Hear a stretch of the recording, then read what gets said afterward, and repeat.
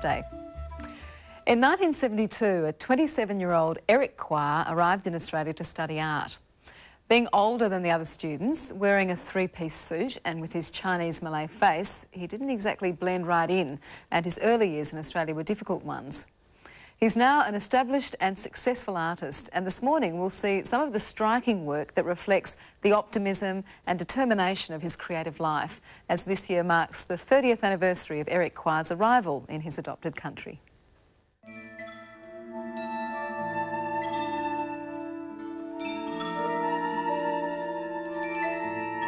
My inspiration comes from way back.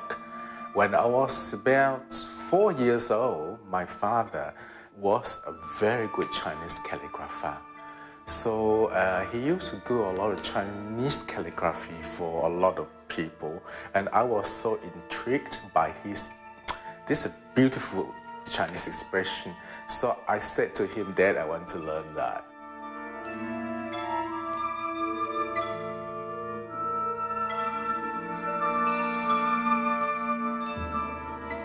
I grew up in a little village in Malaysia, and the Malay people are very colorful. They have sarongs and drawing and batik things.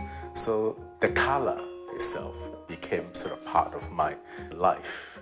I'm in Australia, people say, just give them color and movement, there's everything. So I think I've got that color and movement.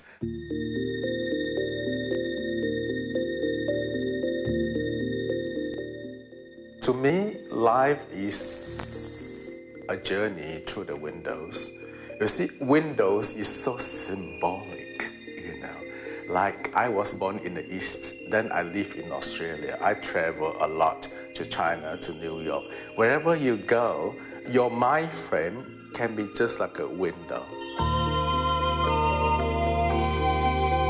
I can sit inside and look at the outside world.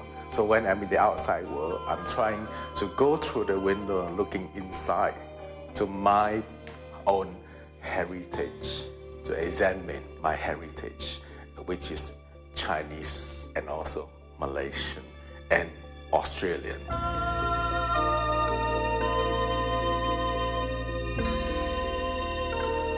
One morning, I thought of expressing my Chineseness. So I remember those books in Chinese called Tong Su. Tong Su is like an English horoscope thing, but they're all based on the month and the moon rather than the star and the year. And each day there's a column saying what hour of the day is lucky and not so lucky and very lucky. And it's become a guide for a lot of Chinese. So I thought of how to express that. This is deep into my background again. So I have a lot of those references. So I start to tear them off into those pages. And each page is about 10 days prediction, you see. So I put them onto the huge canvas and I just paste them using collage method. The pasting on one is the Chinese background. Then the splashing color on is the abstract expressionistic form, or the Malay culture, the colorful part.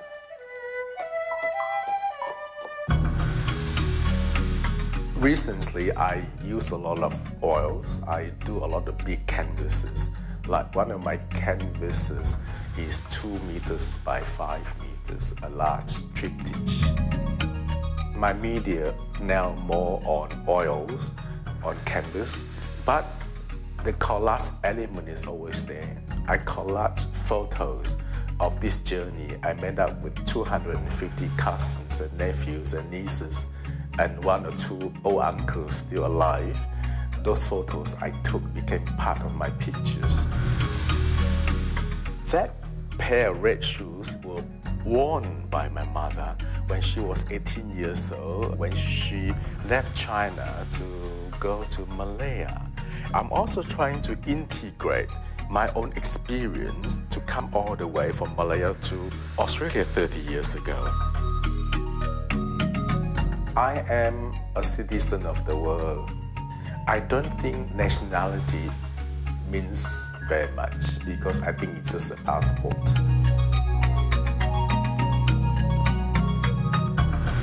As an artist, you got to be international because nowadays with the modern technology and all that, you don't belong to one particular province anymore. You have to belong to the world.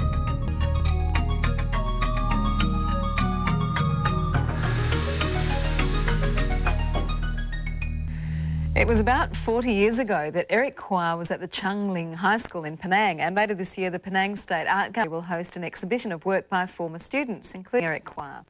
He's also having a one-man show at the Australian Contemporary Art Fair in Melbourne in October.